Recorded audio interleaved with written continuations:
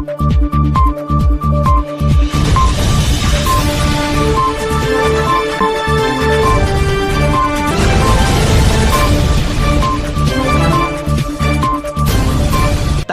ಬೆಟ್ಟೇನಹಳ್ಳಿಯಲ್ಲಿ ಹನುಮಾನ್ ಸೇನೆಯಿಂದ ಪ್ರಥಮ ವರ್ಷ ರಾಜ್ಯ ಮಟ್ಟದ ಓಪನ್ ವಾಲಿಬಾಲ್ ಪಂದ್ಯಾವಳಿ ನಡೆಯಿತು. ಮೊಟ್ಟ ಮೊದಲ ಬಾರಿಗೆ 26 ತಂಡಗಳು ನಾನಾ ಕಡೆಗಳಿಂದ ಸ್ಪರ್ಧೆ ಮಾಡಲು ಭಾಗವಹಿಸಿದ್ದಾರೆ. ಶಾಂತಿ ಹಾಗೂ ಶಿಸ್ತಿನಿಂದ ವಾಲಿಬಾಲ್ ಪಂದ್ಯಾವಳಿಯನ್ನು ನಡೆಸಲಾಗಿದೆ. ಇತ್ತೀಚಿನ ಯುವ ಪೀಳಿಗೆಯು ದುಶ್ಚಟಗಳಿಂದ ದೂರ ಉಳಿಯುವ ಉದ್ದೇಶದಿಂದ ವಾಲಿಬಾಲ್ ನಂತಹ ಪಂದ್ಯಾವಳಿಗಳು ನಡೆಯಲಾಗುತ್ತದೆ ಎಂದರು. ವಿಶ್ವನಾಥಪುರ ಪೊಲೀಸ್ ಠಾಣೆ ಸರ್ಕಲ್ ಇನ್ಸ್ಪೆಕ್ಟರ್ ಶ್ರೀನಿವಾಸ್ ಮಾತನಾಡಿ, ಬೆಟ್ಟೇನಹಳ್ಳಿಯಲ್ಲಿ ಪ್ರಜ್ಞಾವಂತ ಕ್ರೀಡಾಪಟುಗಳು ಒಂದಲ್ಲ ಒಂದು ಓಪನ್ ಪಂದ್ಯಾವಳಿಯನ್ನು ನಡೆಸುತ್ತಾ ಬರುತ್ತಿದ್ದಾರೆ.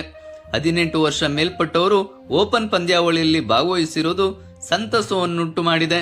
ಗ್ರಾಮೀಣ ಕ್ರೀಡೆಗಳಿಗೆ ಇಲ್ಲಿನ ಎಲ್ಲಾ ಮುಖಂಡರ ಪ್ರೋತ್ಸಾಹ ಪ್ರಶಂಸನೀಯ ಎಂದು ತಿಳಿಸಿದರು. ಪಂಚಾಯಿತಿ ಸದಸ್ಯ ಬೆಟ್ಟೇನಹಳ್ಳಿ ಮಹೇಶ್ ಬಾಬು ಮಾತನಾಡಿ, ಚೆಂಡನ್ನು ನೆಟ್ಟಿನ ಮೇಲೆ ಹೊಡೆಯುವ ಮೂಲಕ ಅಂಕಗಳನ್ನು ಗಳಿಸುವ ಉದ್ದೇಶದಿಂದ ಆಟವನ್ನು ಆಡಲಾಗುತ್ತದೆ. ರಾಜ್ಯಾದ್ಯಂತ 26 ವಾಲಿಬಾಲ್ ತಂಡಗಳು ಆಗಮಿಸಿ ಉತ್ತಮ ಪ್ರದರ್ಶನ ನೀಡಿದ್ದಾರೆ.